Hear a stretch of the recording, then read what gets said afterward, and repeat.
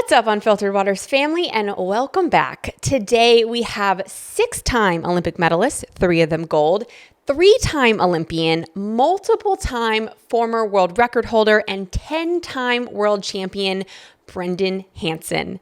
This is the last of our Lucas Oil Stadium interviews and saving the best for last. We cover a lot of ground during this conversation, and Brendan's thoughts will really give you a lot of context and perspective to how so many of these athletes are feeling currently in their post-Olympic time period. We touch on his rivalry with Kosuke Kitajima in 2004, his process for battling back from disappointments in his career, what his bronze medal in London truly means and represents to him, and my favorite part of this conversation is Brendan's mentality of being the idiot in the room. And it can serve every single person, including myself, no matter whether you're an athlete or not. It has served him very well in his successful transition from sport to his impactful work at USA Swimming. And finally, we get to hear about Brendan's amazing family and why he has his hands full being a girl dad to 2 beautiful young girls and how that's just changed his view on the world. Missy and I walked away from this conversation with so much value, and we know you all will too. So without further ado, Brendan Hansen.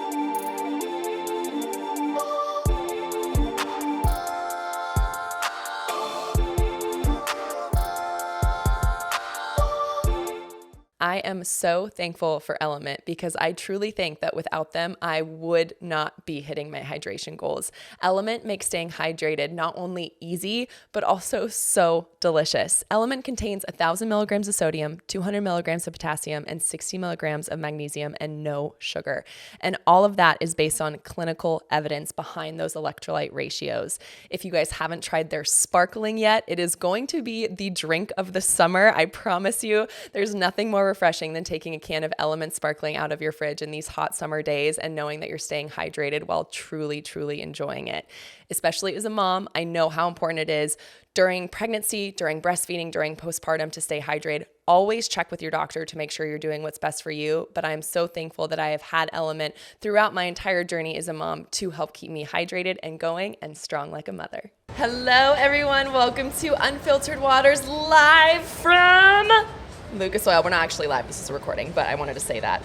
We are here with Brendan Hansen. Well, that's what I say every night. I know. We're here live because I'm hosting this shindig. Yeah, hey, it's all good. Which you're doing an amazing job of, by the way. It's a lot. It's a lot. Yeah. Your schedule is crazy, so thank you so much for taking the time to I'm be here super with stoked us. to be We here. know that you are doing so much throughout these 9 days, and this is your 3rd Olympic trials co-hosting with Caitlin Sandino. Clearly, you are the people's choice. We love you. We keep asking you to come back. I'm nervous, Like last night I was like, who's Team Brendan? And then like 5 seconds. Did you win? Oh, yeah. Yeah. Well, I mean, Would Caitlin say that if she was here? What? Would Caitlin say that if she was here? I have the numbers, so whatever you want, we can do whatever. I mean, so you're it's upset that I was Team Caitlin to start? I'm not. You went quick and then over to her side, and I was It's just a girl power thing. Well, here's the thing. It was all strategy, right? So, obviously there was a ticket challenge, Team Caitlin, Team Brendan.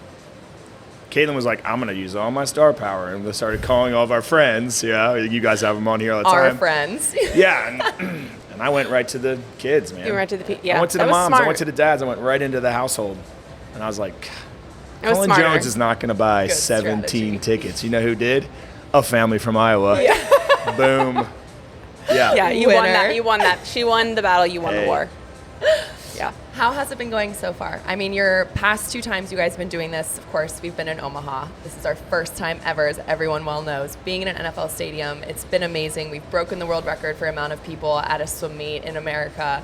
What has this whole experience been like for you co-hosting here? There's a wow factor when you walk in the stadium, right? Yeah. As an athlete, as a coach, as a host. Yeah. And I think that's kind of settled in. I think everyone kind of got into their groove. I think you both know that after the first couple punches of tickets to Paris, all of a sudden it becomes a reality for a lot of the athletes. So after night 1, when the men's or the women's 400, no, it wasn't. What was it? The freestyle, 400 freestyle, and you start to see the reality set in and everyone get fired up. It becomes really fun. I mean, having Gretchen Walsh break the world record. So we had from a script perspective, from a script, we were we were on point. Yeah. Like we had I was like, oh man, I hope a world record gets broken. Boom. Gretchen does it. I'm like, oh my gosh, this is awesome. Because, you know, you're on live TV. You don't know what's going to happen or how it's going to play out. So it's been really fun. This city it comes in late, but it comes in hard. A lot of people we get a lot of I was just flipping burgers and we saw it on TV and now we're here and oh my God, this is the best night of my life and my kids are so excited to be here. And you're like, this is why we brought it to Indianapolis, because these folks aren't afraid to come. They love sports.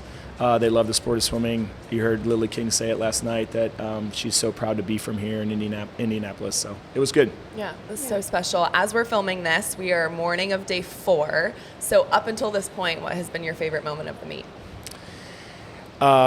You know me. We're going to get into the underdog stuff, but Chris Giuliano last night, lane 8. I'm a lane 8 specialist as well.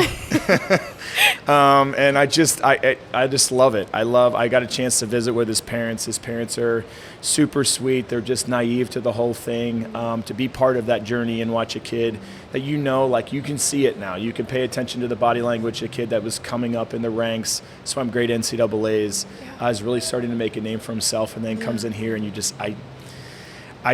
was, and then I had to go right on camera afterwards, and I'm like, I'm not crying, you're crying. I'm totally fine. I don't know what it is. I had like makeup on, and I was like, what does my wife do?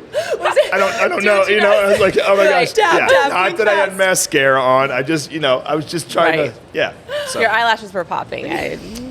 Pop. It was the tears. Yes. Can we also talk about, I think that was one of my favorite moments from last night, is when you asked him, could you have ever imagined in a million years that you were going to be standing here being named to the Olympic team? And he looked you dead in the eye and said, yes. I know. And I think when I'm interviewing the athletes, there's a lot of times that people want to talk about what it was like, what was going on. But I'm also in my mind going, the entire audience is kids that were 11 to 14 and they're all wanting to be here and they're all excited, or maybe they're not swimmers, right? So I'm like, how do I connect what you're experiencing and having right now with the crowd that is really going to be our next future sport of swimming? I mean, we all talk about the family of swimming and how close it is, but that's what I think the realization that he realized last night is the first person that has to believe that they can do it is yourself. And I love that. It was so brutal, honest. It kind of made it to a choppy interview. He was like, dumb question, Brendan. And I was like, nah, but at the same time, like that realism that it was just awesome. I thought that was cool too. I don't know how you feel about this. I'm interested to get your take. I almost feel like for women in particular, like I loved hearing him answer that because I want to hear more women athletes answer like that. I feel like sometimes like when we're asked that question, we kind of go into the state of like, oh no, like we can't believe this is happening. Like it's so surreal. And I thought that he was just setting such a good example of being like, no, like, yes, I did expect this to happen. This was the plan. Like, this is what I've been working for. This is what I believed that I could do. And I just thought that was really cool and just set a really good example for all athletes that it's okay to say, yes, this is the goal that I had for myself. And yes, I expected that I was going to do it because this is the kind of work I've been putting in. Yeah. Well, I think for females, sometimes you feel like you're being like overly confident or overly cocky. And that you're going to come off egotistical. Yeah, which I think Lily King has set an amazing tone with that. It's just like being like big and bold, like, yep, nope, I got this. And I don't think that's how you and I were, but I do think there's a level of like, that's how you're an outside smoke. Like, you're in lane 8 and you're like, no, I'm doing this. And I think that's the message to kids, is just like, it's okay to put it out there. It's okay to say it, and it's not a bad thing at all. To have that confidence. We had a 14-year-old girl show up for the 400 IM last night and walk out like a straight champ. Like a G. I was intimidated. I was sitting watching her, and I was like, oh man, I would not want to be racing against her. Yes. Dude, from Jersey Wahoos, she's fantastic. I mean, I was sitting there like, I have an 11-year-old daughter and thinking like, in 3 years, could she be walking out of this tunnel? Yeah. And then I was just like, I watched her walk out. She was 5 foot something and looked like she was 6'8", and just, I mean, guys, you have nothing to worry about, because from my perspective, the roster of this women's team and what it's becoming, I just think it's so great to see the veterans and then these youngsters coming in, and there's always that shift every so many Olympics, but this one I just feel like we're going to have the right mix, and it's going to be a really powerful women's movement going into Paris. Yeah, I'm so excited to watch. Well, I want to roll it back a little bit. We hear it's said ad nauseum, like third place, what's that like? How do you move on from it? And in 2000, you got third place by 15/100ths of a second in 200 breaststroke right out of high school. So I want to hear about that experience, really because of how you then turned it around and had this chip on your shoulder and this redemption tour back. And so I think it'd be very powerful for kids to hear that. Not only kids who got third place, but kids who maybe didn't make the final or didn't have the performance that they wanted. And then how do you then turn that into fuel and not into going into a dark place? Yeah, and I don't think it's just kids. Like, these are grown adults here that are getting third place, yes. You know? Josh Matheny in the 100 breast was a couple tenths off. In the backstroke, it was 2/100ths of a second between third and Athens and the backstroke. So the reason we bring this story up so much is because I think at the end of the day, our perspective on everything as a champion, what I would consider both of you champions in your sport, I watched a lot of it. And I know the accolades, we can talk all about that, but what I resonated with both of you as strong, independent women was the fact that the way you handled adversity through your careers, right? And that was what made us as Team USA so much different than everybody else. Yeah. Was our ability to be like, hey, it's not what we can do when we're on, it's what we do when we're off that separates from everybody else. And honestly, like, not other countries know that, you know? And I'm like, maybe we don't need to see that, know that, you know? So getting third, I wouldn't have changed it for the world. And in the moment, I would have changed it. Yeah. You know, I just remember like just being really down, watching everybody doing what it was. And this is where the power of community, the power of a village, the power of the support of your family really comes into play. And it really, the biggest growth in my career as me as a human being has always been an ego check. So every time my ego got crushed, I learned way more about myself and where I wanted to go. And I think a lot of people shy away from that. And we can get to my own kids, but we're just trying to teach this next generation at USA Swimming to understand that it's okay. You know, that this sport is going to be you're going to be vulnerable, right? Like you're going to have moments that are going to be challenging for you, but man, that is where the iron sharpens iron, and that's where you become this great human being, not just great athlete, but great human being. Yeah. And I think that's why so many people are coming out to watch this, because finals are tough. You see two people dreams come true, and then literally 6 other people, reality sets in and you go, oh my gosh, is this going to make me or break me? And those moments and being part of those journeys are really important. So I don't ever change it. I don't ever look back on it. I think had I made the Sydney Olympic team in 2000, I sometimes think that knowing me as 18 years old and having that opportunity, I don't know if I would have made 3 Olympic Games. I don't know if I would have become the world record holder or the team leader or the captain and being part of your journeys in the sport of swimming. I don't know if that would have happened, but I think the sport is one where it's going to happen when it's supposed to. It's not going to happen when you want it to. And for a lot of people, that's a hard pill to swallow. Yeah. How long did it take you after you got third place? Because I think there's different opinions on this, but I think it's okay to grieve. It's okay to be upset.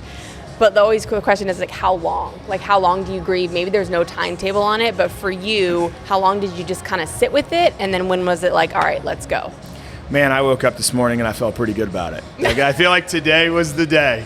No, how many years later? Yeah, I think it's not getting over. Yeah. It's just shifting it into a superpower. Yep. Like, I think sometimes we think that these moments in our lives that are maybe not go as planned and the things that we don't want to, eventually, if you get the right mindset and you get into the right headspace, it becomes who you are, and then you're like, I'm battle tested. You know, like let me tell you, and I that's why I say it's not just kids, and you obviously I'm a huge component of like in inspiring our next generation. But a lot of times, a lot of the talks that I do are with corporations and organizations and stuff like that, where we talk so much about just like, hey, you're not going to get handed it in a silver platter. Like, you could be the best sales team ever. It doesn't matter. You know what I mean? Like, you're going to get knocked down, and everybody wants to know that, like, Olympic mindset. Yeah. And I'm like, man, I don't know how many more times we say it till we're blue in the face, right? That it's just like, you get knocked down in the sport. You got to find a way to get back up. But I look at it as a transition, as like those moments of failure became fuel. Mm-hmm. And then that's when I was like, I have that. You don't even know what it feels like to lose. Yep. I know what it feels like to lose, which means I want it more than you do. It's like a badge of honor. Dude, it became leverage for me. And that's when it was awesome. So I think people need to never underestimate the moments in their life. And I think those are, like, again, they're supposed to happen for a reason, and it takes a little bit of time to process. But when you do process it correctly, it becomes fuel for your future. Yeah. And then we lead to 2004, which I have such fond memories of because that was my first team. 15 years old, you became essentially just my built-in older brother, which was so fun. And it continues to this day of just getting made fun of nonstop. No, stop it. Yes, we're going to talk about the goggle push. But, you came, to me, that was your coming out party. You're breaking world records in the 100, the 200, you're winning. And then we go into Athens. And, I know for me, Athens didn't go how I wanted. High five. High five. Athens, join the club. Athens didn't go how you wanted, but I would love to hear about that experience, as well as talking about, I think many people don't know that nowadays the breaststroke pullout, there's a dolphin kick, and that's legal in your breaststroke pullout, but then it was illegal, and Kosuke Kitajima used that dolphin kick, and there was a ton of controversy, a ton of review. So if you could start with just Athens, your experience, and then move into that dolphin kick controversy. Yeah, so 2024 Athens, you guys know the what? 2024. Thanks you. 2004 Athens was it was a roller coaster to begin with. I feel like we were in camp for a very long time. Yes, we didn't go home. From home. Yeah. Long Beach was amazing. I felt like I didn't even need to warm up for my races. I was so on. That feeling of just like, this is going to happen. It's just how fast am I going to go? Yeah. We have very little moments in our lives when those meets click like that. We can all think back to those. And they're great in their special moments. And I think I quickly became a public figure and maybe wasn't quite ready for it. But the way I process things, and I know this about myself, is like, I'm born and raised blue collar. I grew up in Philadelphia. I'm from a big family. And so my way of processing is like, go harder, work harder. Like everything I ever got, it was like, you're going to earn it. You're not just going to be given it. And it did wonders for me in the pool. It made me a substantially good swimmer. But I went into camp and was just, now I'm racing against the best of the best every single day. And I think I just drilled myself into a hole. And while coaches were like, man, he's on fire. At the same time, I think I was just burying myself in kind of just my preparation. And so going in there, I maybe wasn't as sharp as I could have been, plus the mental grind of being away from home for like almost 60 days, I think, total at the end of the trip. That's a lot. And for reference to, Katie and I have talked about this, but now when the athletes make the team, they have a week to go home and kind of resettle. Like, you guys did not have that. Like, just imagine the emotional energy of going straight from Olympic trials into training camps, into the Olympics with really no time to be with your people, to recharge, to kind of let things settle. It's just on to the next. Your parents are sending you boxes of clothes because you don't want to pack. You don't want to pack because, I don't know, maybe you did pack. A little bit of PTSD is coming right back. Sorry. No, it's fine.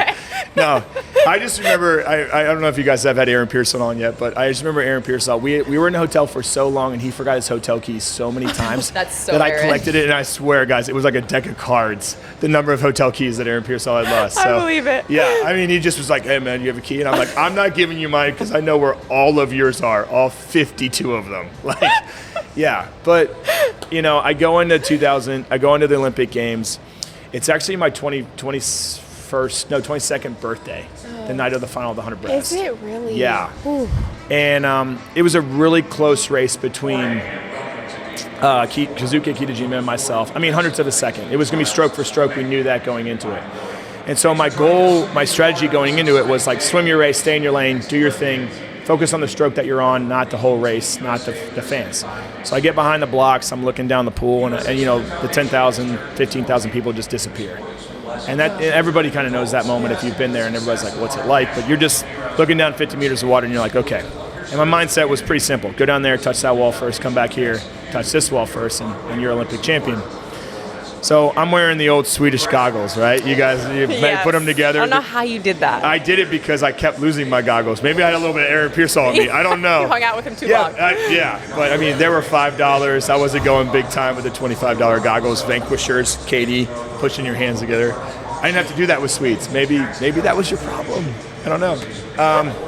We'll talk about it later. We will. So very good peripheral vision, right? So I dive into the water and you can see the guys on the other side of you. We can kind of hold our streamline. And at this point, you've been doing this for so long, you can really pick up what's going on. You kind of know if your position, your dive is right, like hundredths of a second, millimeters. You're very acutely aware of all the details. I dive in the water, he shoots in front of me. I can tell that he did a dolphin kick. Oh, you saw it out of the gate. I was front row, y'all. I had the best seat in the house. The best ticket. Yeah. And listen, again, my immediate reaction was blue collar kid, like, oh, you're going to do this on the biggest stage? Let's go. I take 17 strokes, just every single one of them being like, oh, you got to cheat to beat me. You got to cheat to beat me. And I touched the wall first at the 50, mainly out of spite. Yeah. At this point, but at this time, remember I was saying, like, I'm trying to focus on my race, my lane, and now everything I'm doing is based off of him. Yeah, we did second 50. We get sucked into the lane together, and he's just like a split ahead of me. Remember. Did it again. Yeah, so do I. And yeah. Thanks for bringing this up. This is such a great moment. Do you want to go through mine? No, I don't. I was front row for yours too. So yeah, but touch the wall. I get out of the water and go through the mixing zone, which is all the media and everything. And I was again processing it. It's hard to process it at the moment. Was just really proud of my effort. Yep. At the moment, I just internalized my own stuff, and I was like, man, I'm super stoked. I was amazed at the reaction of my teammates. Right, like they had way more of a negative response than I did. Especially my most of my buddies, like from Texas and things like that. They were really fired up, and like especially Pearsall, my roommate. And he was very vocal about it. It became a thing the rest of the time. But the way I think those moments in life happen for a reason. And he had a whole Kazuki and I are fine, by the way. Yes, like that's he the only speaks reason English why we're bringing now. this up. We communicate. Yes. Like we are very good friends. I travel to see him once in a while. We connect. Like we are very, and he'll tell you like the weight of his entire country was on him. It wasn't like he purposely did it. He's like, it was a nervous knee jerk, as if I was just hitting you like this. And I truly believe that. And I think he needed that more than I did. And again, I think all of the medals that I have after that are based off of that one, right? Yeah. So moments in sport are important, and that was one that again shaped his life and mine as well. And I don't need an Olympic gold medal. That one, at least. You know what I mean? Yeah. The silver has a meaning to me. And again, I think the sport of swimming made me an amazing human being. Yes. And the athlete side of it, at this point, it doesn't really hold much weight for me. Yeah. Which is such an amazing perspective to have. And going off of that into a brighter memory, my Olympic experience with you was in London in 2012. Yeah. And getting to watch you swim and get your bronze, watching your reaction, I mean, that was gold for you. Like, it really seemed like you were, like, that was huge for you to be able to be, and you were so excited, you were so proud, and I just remember having so much pride in you of your entire career and what you were still accomplishing. So walk us a little bit through London, because as Katie said, I mean, even back in 04, 08, like you'd been a leader of the national team for so long, and now here you are continuing to share your wisdom, your knowledge, but also your humor. I mean, that's a part of it you bring that. Yeah. I mean, one of my favorite moments of the whole Call Me Maybe video from London is you doing your underwater dancing, because it's just like so Still you. got it. It's so you. And that's who you are. Like, that's the energy you bring to the teams that you're on. And then to go out and have you win that medal, walk us through what London was like. It's my favorite medal. Yeah. And so I tell a lot, no one's ever touched it. It's mine. No one's touched it? It's mine. What about your girls? Martha? I'm the only person that has ever touched the bronze medal. And here's why, and there's a big story behind this, is like I took 2 years off. I took 2009 and 2010 off. I was burned out. I remember leaving all of my equipment bag, everything in Beijing. And I stepped away from the sport. The mental side of it was really hard. I had a lot of things in the back burner. Obviously, I was about to marry way up with my wife, and there was just a lot of things in life that I really wanted to do. And so once I kind of got those things in line, I remember honestly cleaning the house and looking at the TV and seeing the NBC, and we were all on that, right? Like that NBC highlight reel for Olympic Games. And I looked at my wife and she's like, oh gosh, that look. She's like, call Eddie Reese, go to practice. It was inevitable at that point, guys. And so I say that in the aspect, and I'll keep a really long story short, but I walked on the University of Texas pool deck on Monday morning and was like, hey, Eddie, I'm coming back. I'm going to swim. And he was just like, yeah, no, you're not. And I was like, what? And he was like, yeah. He's like, I got 4 guys in the water right now that can beat you. Like, you don't have enough time to get ready. And so that's when, and I was like, I immediately like did again, ego check is where I grow, right? And so I'm like, interesting. And so I walked in the locker room and was just like, no. And I walked back out and I go, what lane do you want me in? And I think he was checking me to immediately before I like made it a show and anything else he wanted to see. And he was like, you can go over lane 7. And so I went over to lane 7 and I was just like, okay, just be better today than you were yesterday. And you talk about perspective. I think at that point, taking 2 years off, my perspective completely changed. I had so much fun in workout. I was loving the heart rate threshold stuff. I was like really getting into it. And I was like, man, this is a privilege to be here and be in the water with these guys. And so I really enjoyed the process leading up to that. But that was the biggest moment for me where I learned that like, if you want to do something, you have to believe it before anybody else. And the thing is a lot of people are either, especially this day and age, are so scared to start. And if they're waiting for somebody else to tell them they can do it, you know. And I have basically a father figure in Eddie Reese. The first moment I was like, surely Eddie Reese is going to tell me that I can do this. Encouragement. Yeah, and I walk over and he's like, nah, go home. What are you doing here? You just wasted $15 in the parking garage. I'm like, oh my gosh, dang it, you know. We are so excited to be partnering with True Niagen. True Niagen is the best way to increase NAD Plus. NAD Plus is the fuel of your cells. It is the building blocks of life itself, and it is a key player in every single thing that we do.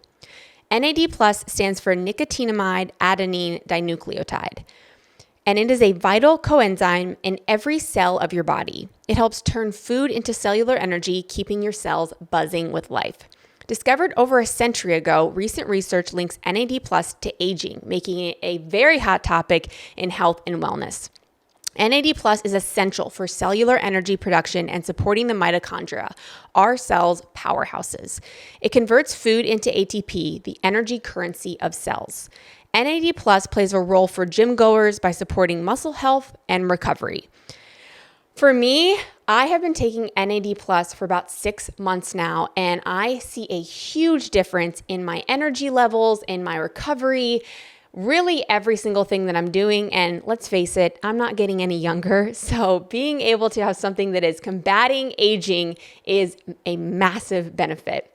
So we've got a special code for you. It is code Unfiltered Waters for 20% off. So stay vital, stay young, and enjoy. And then you flash forward to the games. I'm the first final of the night, second night of the Olympic Games. And I asked our high performance team, I said, has anybody ever on our team ever medaled out of lane 8? And they said no. And at that moment, that was my leverage. I was like, okay, they're not going to see me out there. You can see the pool behind me. We have lane 0 and lane 10, so there's an open lane next to me. So I had clear water. And so my strategy was just to use that clear water and then just make sure that when I turned at the 50 that I was in front of the guy next to me, Kazuka Kitajima. It was awesome. And so the moment where I was like, I got really fired up about the race was the team meeting behind time. So I'm the team captain of the team. I go in there and I said, hey guys, listen. It was mostly the men in there, but I just said, guys, I'm the first race of the night. And here's my mentality going into this is one, I'm the last person to walk out of the call room. So my mindset is this, the last person that they're gonna hear is my name. So they're gonna hear Brendan Hansen of the United States of America. And so I said, my thought process is I'm already in your head. Like the last thing you hear. And so I told the team, I said, I can't guarantee that I'm going to medal, but they're going to remember racing the guy in lane 8. I was like, and that's all we can ever do, right? Like that's what I try to tell people is like, you can't control little kids, adults. You can never control what everybody else is doing around you, but you can control your effort, your energy, and the people that you impact. I never knew it was going to happen. I was like 4th or 5th with the 15 meters to go, and I just willed it, and I touched the wall and saw the bronze and light up, and I'll get teary-eyed. But it was awesome. It was so beautiful for all of us. The best part about it is we had 5 more finals the rest of the night, and we won gold in every single one of them. I remember. And it was sick, and you were one of them, stud. and that's like. That's what we remember. That's the stories we love to tell. That's why we get emotional, because I have an emotional response to the fact that just like, I think the greatest currency we have in life is the impact we have on other people. Yeah. you know? And that's a moment where I realized, I was like, man, if I wasn't here, what if I'd walked in the locker room and left when Eddie was like, get out of here, you know what I mean? And like, so yeah, favorite medal, thanks for bringing it up. Katie, the weather medal. Yeah. But this one, good memories Missy, here. You're on fire. Katie, you need a little work.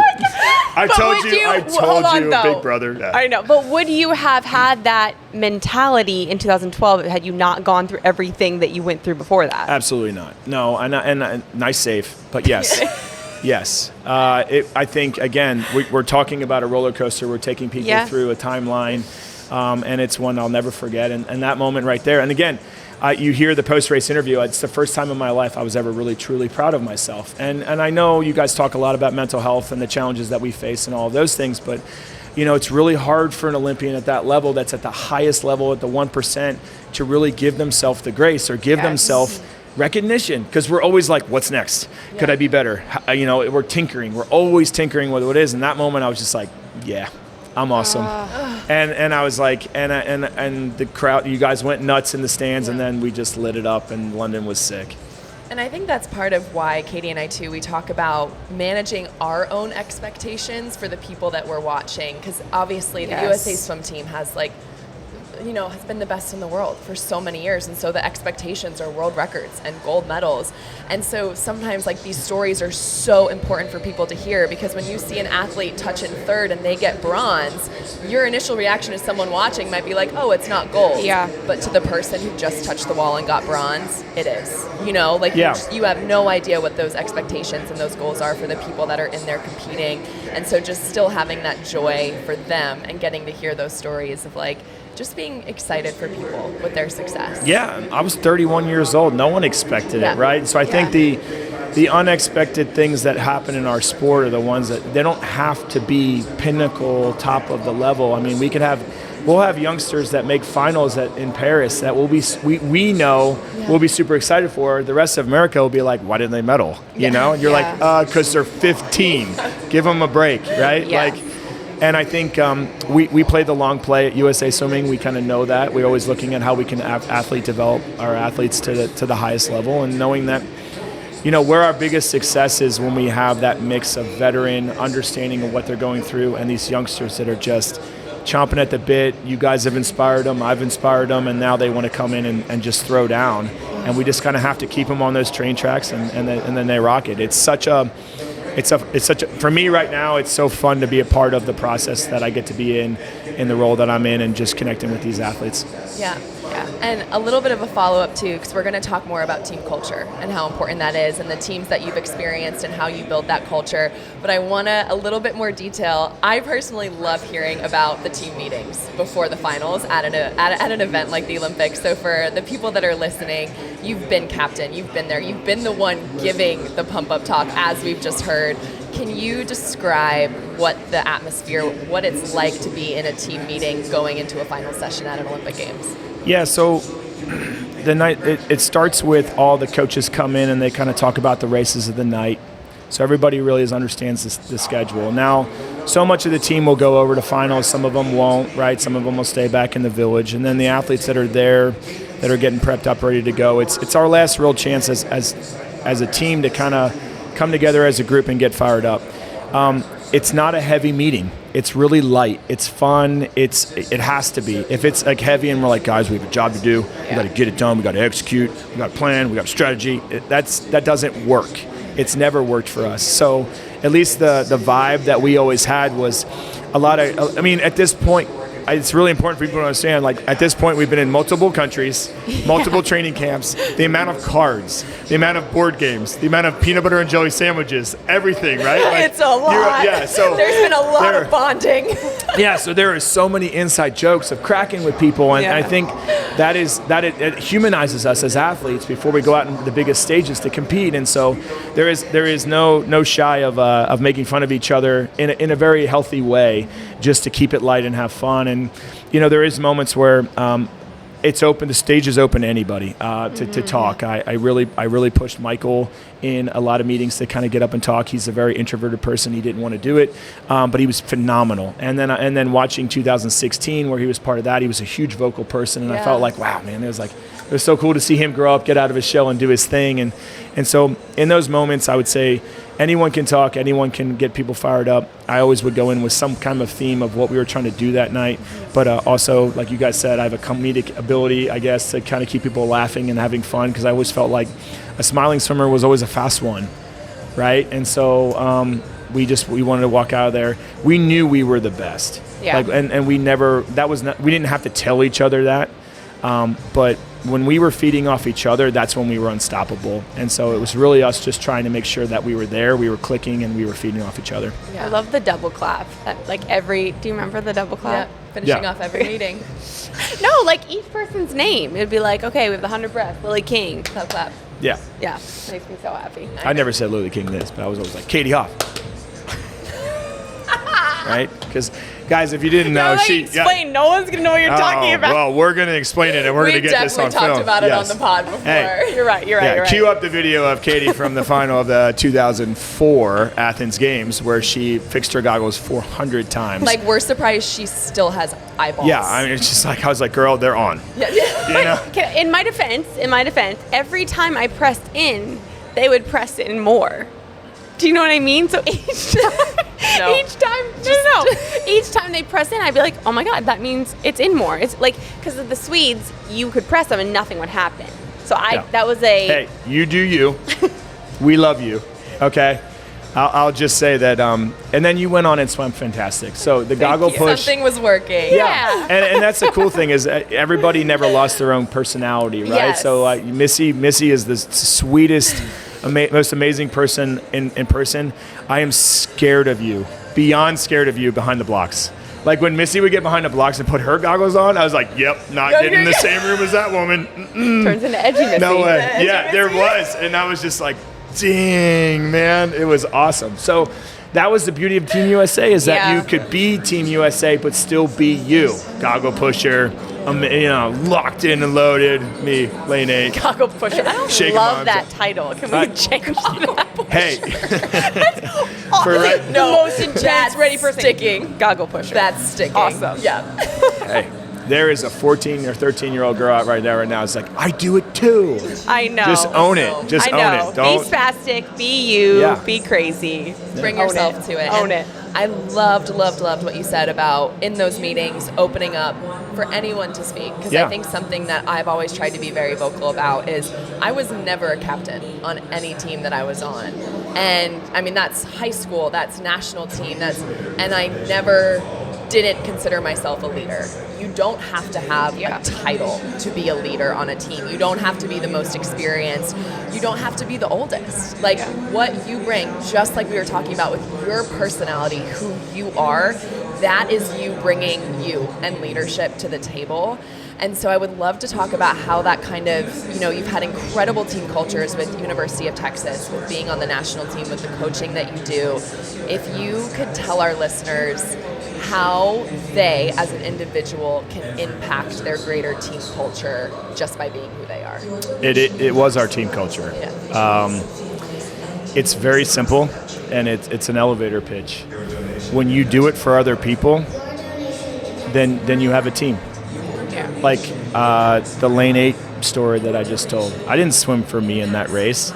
Yeah, the medal's mine and it's my moment, but I was trying to inspire my teammates to swim lights out, and then they did.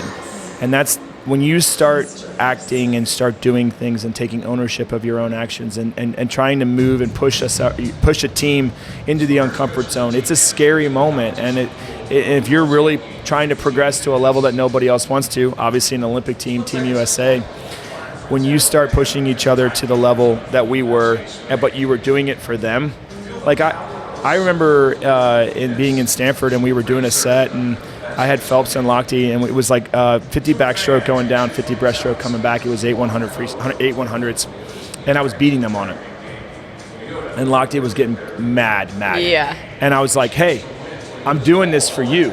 Like, fix your breaststroke. Let's get this right, And then Phelps obviously just was like, oh, we're doing this, and then just like made it.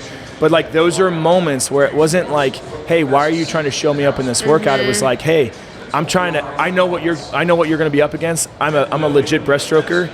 If you can beat me, then you can beat anybody in the world, because I'm a specialized breaststroker and you guys are on all 4 strokes. And so this team culture was really about bringing out the valuable player in everybody, right? And when you talk about leadership, there was never, yes, I was team captain and there was expectations on me. Really was around just like managing the coaches and the athletes, right? Like the coaches are obviously stressed out. Yeah. Relay decisions become a very big challenge. We know this. But I think a lot of that was just managing those two bodies of people and energy. But as far as the team leadership goes, our team USA culture, the culture at Texas was always like, you led by example and you did things to try to make everybody else better. You'd wake up every morning going like, how can I improve Missy's day in practice, right? It could have been easy as a high five or I'm gonna go fill your water bottle up for you, right? But it was just those moments of like genuine caring about other people and not, I'm not trying to show you up. And it's hard. I think people don't understand that. They think, oh, well, that sounds pretty simple, no problem. Guys, they're in the water this week ripping each other's heads off for 2 spots. Yeah. And then they have 6 weeks to build this culture. Yeah. Like, I think people need to understand that. That's what we talk so much about with organizations and things where they go, how do y'all do it? How do you go from like literally battling against each other here and then going into the Olympic Games and you guys are so in sync with each other? And it's really that space to be vulnerable. It's that space to be yourself. It's that space, and I think we do it better than anybody else, and it's really our superpower, and it's really fun to be a part of. And all I can tell you is that, yes, it is a very simple concept. Take care of each other. The rest will take care of itself, but don't expect it to happen overnight. I think consistency is key. As long as, like, you knew what you were going to get out of me at practice, right? You'd show up on a pool deck and be like, oh, here comes Brendan. Some kind of crack a joke, goggle pusher, whatever, right? Like, you knew, but I was consistent. I wasn't going to fly off the wall. And so that energy is very, very, and I think that's important for team culture. And everybody has a space in what's going on, and we just try to create that space for everybody. How do you do that with something that's not physical? And what I mean by that is I think it's very easy to show vulnerabilities when you're doing something physical, you're breathing hard, you're dying in the gutter. Like, you're instantly connected to your teammates because you're seeing that at such that raw level. But in the corporate world, sales teams, you're not necessarily seeing that, right? Someone can be very composed, very to themselves, and they're not broken down to that level. What is your advice of how to do that and how to build a team culture in a business world? Yeah, and this is hard because now we can easily shift into the transition coming out of swimming, right? Don't guess what we're asking. I saw your card. No, listen. So much of it is you leave the sport of swimming and you're expected to be great, and you're this subject matter expert, and I'll say that, like, in the corporate world, I think where people can be the most successful, where they're not dealt around like physical activity or they're doing this, is like, be the idiot in the room. Like, I think when you ask questions and you try to encourage people, you're inviting people in to understand what's going on. And I've been in enough corporate boardrooms and things like that where, you know, acronyms get thrown around and whatever, and you're just like, guys, I have no idea what you're talking about. Like, I know what high performing teams are. I know what success looks like. I know what failure looks like.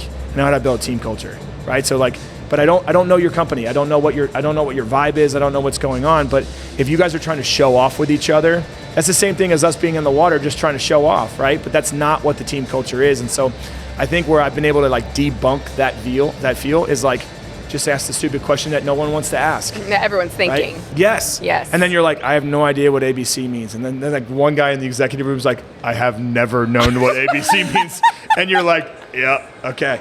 But you immediately, you don't gain street cred in that moment. You just gain a platform to create space. That's all you're trying to do, is create space for people to be themselves. And then all of a sudden the team goes, oh, that's what you bring to the team. That's what you bring to the team. We actually have a really cool bench. And then you start to create this great vibe, and then you roll as an organization. And so I think that's those small little cracks in what they think is their mission, vision, and where they're going and what's happening. And it never correlates that way. And so I think you can easily, I call them jumper cables, basically. You just go into the room and you're like, guys, I have no idea what you're talking about. And everybody laughs, and I'm obviously outgoing, but at that moment, I think it kind of debunks that room, and it becomes really fun. Do you think there's a level in our society now more than ever, though, where people have such an issue being embarrassed? Like, for you or me or you to come into a room and be like, I have no idea what that word means, or I'm an idiot. Like, that actually seems really easy to me. It actually provides relief because I'm like, all right, now I'm in the open. I'm not trying to pretend. But I think a lot of people are terrified to do that. I am. You're terrified to do Totally. that? Yeah, I'm just like sitting here listening to you, and I'm like, there's been so many times I've been sitting in like a board meeting. Oh, we're or going to a talk meeting about with- this. Yes, You and I, we're going to where crush I'm this. like just kind of like nodding and being like, just act like you know, and so like hearing that had such an impact on me to be like, it is absolutely okay and actually so good for you and everyone else to ask the question. Just watch the room. They all go, oh, man. You're like, thank God. We were on Yeah. this path that we were, nobody, tell me, most of the time they don't know what they're doing. Yeah. And I think the biggest advantage we have coming out of our experiences at the highest level is our ability to be uncomfortable at the highest level. Yeah. And when you talk about it's always like this generation, that generation. I think we have experiences that other people don't have. Yeah. And so those are moments that they feel like they have a very short period of time to impress people. Like everything is 30 seconds, everything is 20 seconds. And so they walk into that room and they're like, I got to impress. I gotta make my moment. And sometimes the moment is not what you think it is. Remember, I started the podcast off with like, it's never going to happen when you want it to. It's going to happen when it's supposed to. Yeah. Right. And so I think there's just a ton of studies around just vulnerability and going in and being like, guys, I don't know. And what's amazing is like the biggest magnet I've ever been in a room is when I drop the armor. Yeah. And I put all the things that everyone expect me to do, and it shifts everything, and all of a sudden everybody's like, this guy can help us. Yeah. And that's when you're like, yeah, let's run. Because if you can run, let's run, and that's when it becomes really fun, because we are very good at seeing, like when you both are amazing at this. It's just like when you can see it, the process becomes the most important, like the fun part. And so when they come up with an idea and then you're like, hey guys, I can see it too. But you have to ask those questions of that group and create that culture, because they're the ones that are going to have to grind to get through it. Yeah. I enjoy it. Obviously, you can tell by my body language. I'm super fired up about it, and it becomes a challenge, a new challenge for us, right? Coming out of the water. Yeah. And thank you for saying that. I needed to hear so much of that, because I think, we're talking about the transition a little bit, and that was something that I did and still struggle with, that sometimes I forget that even though I'm in a situation where I may not be as experienced as the other people in the room in what we're doing, I'm bringing my own experiences to the table, and that is why I'm there. And just kind of having that trust in myself that I get to learn, I get to grow, and I should be able to ask the questions. And that's part of my growing process. That's part of my learning process. So, and it takes that weight off of yourself too. Again, as we were talking about, kind of that double-edged sword of like, it's hard to give yourself grace, and we know what it's like to be the best at something. And it can be hard to then go into something that you are not the best at. Sometimes you're starting from ground zero, and that can be a very humbling process, but being open to the growth and the learning, that was just very impactful for me. Missy, so thank you. and I think it's important for people to know too that it's not a light switch. Yeah. It's a dimmer switch. Yeah. Like I've known you since you were a little girl, right? Like and you were not good at this, right? And the team really taught you through. But as I watched you grow in the sport and become the woman that you are in the sport, like that you're doing this, right? And so just be appreciative of the progress that you have, right? And like again, then there's moments like this where it comes out and you're like, dude, I'm gonna walk out here a little taller today. Like, look at our backdrop. This is insane, right? Like, insane. Yeah. And I think people think that they either have it or they don't. Yeah. And I think they have to understand that it's like just those little moments in life and the consistency of it. And then that you're just trying to push the dimmer switch up so that you can light the world on fire. I also think too, is like when we were going through that initially, we were like 7 and 8 years old. I know. So I don't think we were aware like, oh, I'm really bad at this 100 fly. Like I can't do this. But now we have the awareness where we're like, wow, I'm really bad at setting up this podcast studio. Like You did fantastic. you weren't there on day one. That camera's off and that camera's off. No, I'm kidding. But I think like I've always wondered that like, wait, why am I being so extra judgmental and hard on myself right now? Yeah. The same thing happened in swimming. We started out really bad, but you're a little kid when you're doing that. So that's to me is the biggest difference. I know. Yeah, and I think that's where the parents come in. Yeah. Right? Like that's the part where like I think that's the biggest struggle that we have right now as I sit in my role at USA Swimming and my public figure status, right, in the sport of swimming is just like we had parents that allowed that space to create for kids to fail. Yeah. And then just, you know what, I I could always rely on my parents, no matter win, lose, world record, not finishing a 100 fly or finishing a 100 fly, right? Pushing my goggles in, whatever. We have a little I would ticker walk of how many over- times Brendan says goggle pusher. We're like number 9. It's Hey. like ding. There you go. You just made it 10. Just saying. But I would walk over to my parents, and there was an overwhelming sense of love, right? And that love allowed, again, it allowed the space for me to be me, and it allowed the sport to sharpen me into the human being that I was. I was raised on you show me your friends, and I'll show you your future, right? And I wanted to be around the people that I was around. The team and the culture was what drove me to the sport, not success. Like the friends that I had in the pool were like my identity. Yeah. They were my crew. They were my sandlot friends, right? Like they were the guys and gals that I hung out with, and my coaches. I see them here on the pool deck, and I think it's important to mention that this pool deck is just hugs and reunions So and like much catching love. up. Yeah. And then there's occasionally an athlete freaking out, a little bit of emotion. Obviously we're at Olympic trials. But yeah, I think parents really need to understand that in sport in general, it is a very vulnerable opportunity. It is one of the only vehicles that we still have to really create great human beings and teach education and teach these kids that they can be great human beings, be uncomfortable, be vulnerable, challenge themselves. And as a parent, I think it's important that we just continue to just shower them with love. I will shout out my wife right now. She is like, you need to coach our swimmer, like my kids. She's like, you need to coach them. I'm like, absolutely not. I am full-blown fun dad. And I will stay that way, And she'll get mad at me, whatever. It's fine. But at the same time, yes, I have a lot of knowledge to give my kids. But at the same time, I know, for me personally, the dad that I want to be is one where they competed, they gave everything they had, and when they look over at me, it is just pure joy. And love. And that's when you're just like, that is the breeding ground for them to be great human beings. And so I'm glad I got a chance to mention that today. I hope people continue to do that.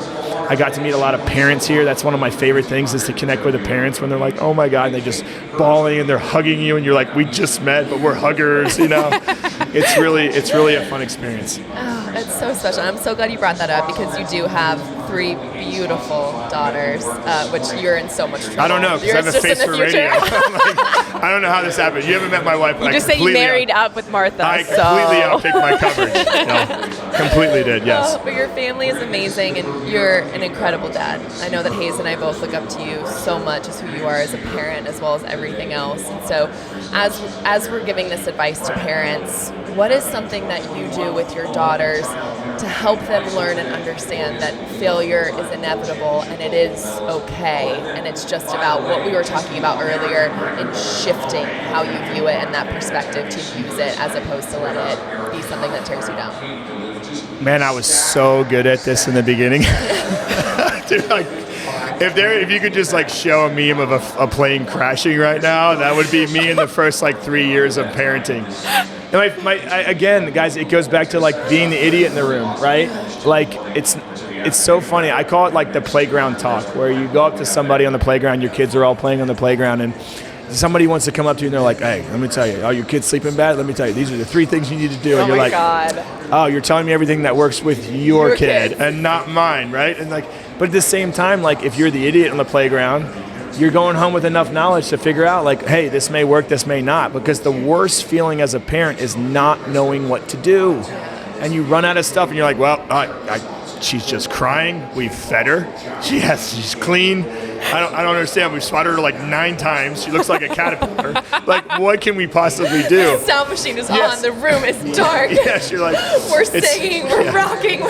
It really challenges you. And I lost my train of thought, but I think for me as a parent, it's just been so fun to watch them grow up. And I say this from the aspect of them learning how to fail is when I say crashing and burning in the first couple of years, you could see the third domino, right? I'm like, oh, if they do this and do this, they're gonna fall.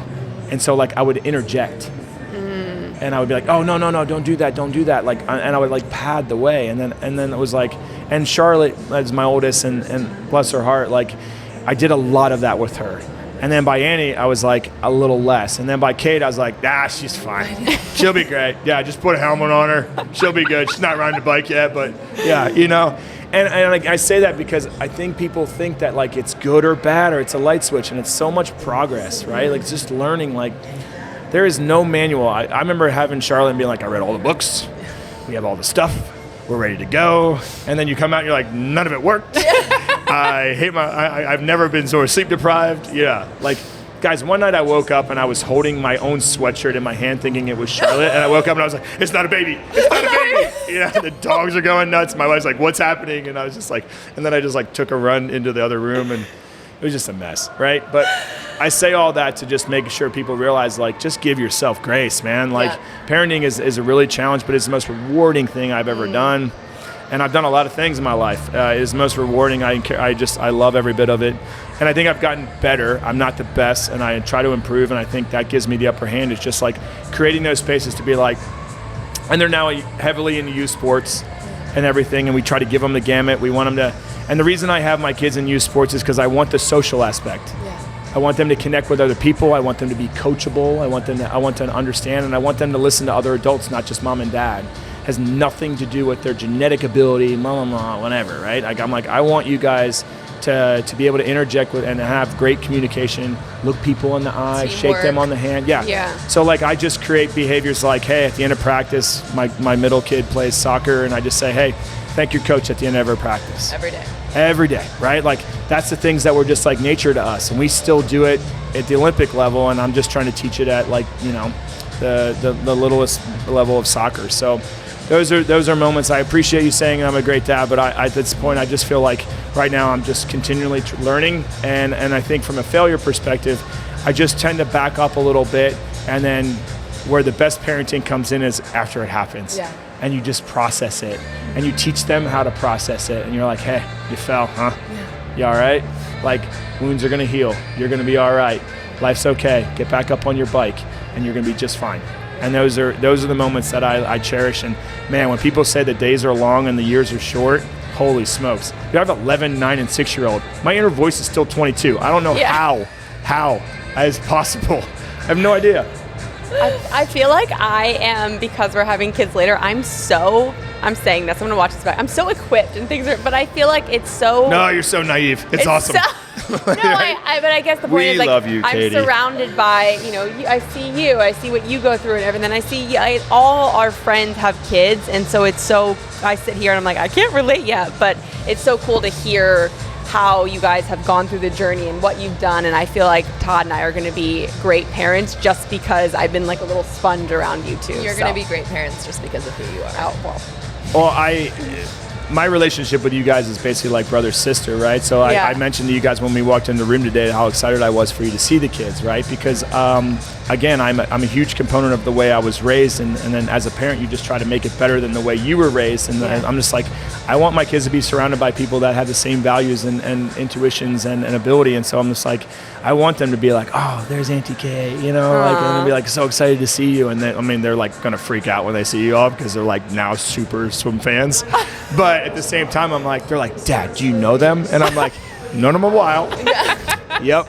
Because I've kind of sheltered them. I've kind of sheltered them away. But like, I think the people don't understand the family aspect of the sport and what it is. And like, I cannot see you guys for 3 or 4 months and come in and it's like we're right back to where we left off. And I really want you guys to be a part of my kids' lives. I think, you know, I saw Nathan, he said the same thing to me, you know, and it's just a really fun progression for us coming out of the sport. And now it doesn't end. And we think it does, but it never does. It doesn't. I know. Is it time? I think we should head into our on-deck vibe check. I'm not ready for this. Or you have to be ready. We're doing it. Okay. We're doing it. Pressure's on. Does that have to be fast? Like your first thought. Okay. Like gut reaction. Go. So yes. Okay. So hot seat. Hot seat. So people who don't know yet, on deck vibe check, we give you 2 things and you tell us which one you're vibing with most. Cool. Got it. Okay. Yep. We each have 5. Oh, so I'm doing 10 total. Yeah. All right. We'll give you a little halfway break though. Thanks. Breath. I'm exhausted. We got you. You want to go? You want me to go? You start. Okay. Okay. Sweet or sour? Oh, I'm sweet. I just hate I hate sour anything.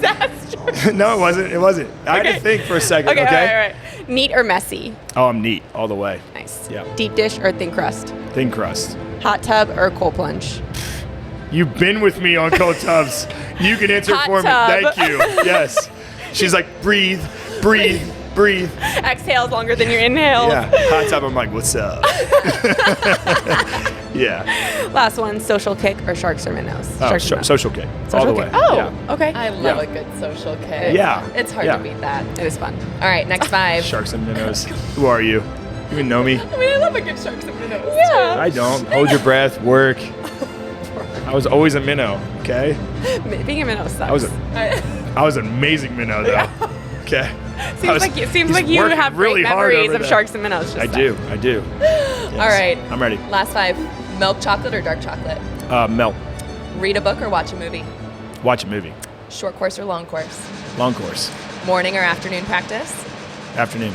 All right, last one. Would you rather all 3 girls fall asleep really early at night or wake up really late in the morning? Really late in the morning. Hands down. I know, crushed it. Daddy loves to sleep. Let's go. Yeah. All right, perfect. Well, with the end of On Deck Vibe Check, we'll go into our final 3 questions. Again, we're so thankful for your time. We know you're so busy, but these are the questions we ask all of our guests that we have on. So the first one is, what is a moment or a memory from your athletic career in swimming that brings you the most amount of joy? The memory has to be in London. Yeah. When I won that bronze medal and saw the team the way it did, and then it was like everything in my life culminated into that moment, and again, it was a really proud moment for me. It was like the first time I was able to really truly process my own success, and it was a big growing moment for me. So it was awesome. Amazing. All right, so same question. I think I know what the answer's going to be, but a moment or memory outside the sport of swimming that's brought you the most amount of joy? Oh, marrying my wife, hands down. And I will say having my kids, Yeah, but I thought it was but I would. Yeah, I know, but I didn't do it. She did, so I'm gonna give her all the cred. Nice. And so that's why I'm saying her. Guys, I will say this. I think male swimmers all marry up. I don't know if you've met all of the wives of every single male. They're all amazing. I don't know what this sport does, but I mean, I just I'm completely, every single day she blows me away. I just try to make every day Mother's Day. She's just an amazing person, and I'm the luckiest man in the world. We can vouch for that. Yes. She is absolutely incredible. We Yeah. love you guys. Yeah, So much. All right, final question. If you had to pick one word that encompasses something that motivates you, something that you're aiming for, moving towards, what would that word be and why? Grit. Yeah, the why I say grit, it goes back to my younger years of just being that Philly kid, blue-collar kid, and just fighting his way to the top. My storyline is really long in swimming, and I hit every rung along the way. It wasn't an overnight success, and I always felt like that word to me always separated me from my competition. And that was my mindset. What was going through my mind when I would race other people was just like, you have that. Yeah. And other people don't. Now, I didn't know if they did or not, right? But at the same time, I convinced myself that I had trained to a level or prepared to a level that gave me that level of grit. Yeah. And I started to welcome the failures as much as the successes to get that grit. We can vouch for that too. Yeah. Thanks, guys. I'm glad I'm getting all this affirmation from y'all. We're gonna walk out of the podcast because everyone leaves just so amped up. We're just giving you everything. You're the best. You're on the mic. I'm waiting for you guys to be like, oh man, I don't know, Brandon. I feel like that's not it. Is that your word? Are you sure? You don't love your kids? What? Oh my gosh. It's your wife. Thank you so much for coming on. We'll see you around the deck. We'll see you around the Punch Bowl Social tnight. Have some fun. Yes. Well, it's all our friends coming together. It's always fun energy, huge right? reunion. Yeah. So, thanks for taking the time. We love love you guys you, are Brandon. awesome. Thanks. Thank you.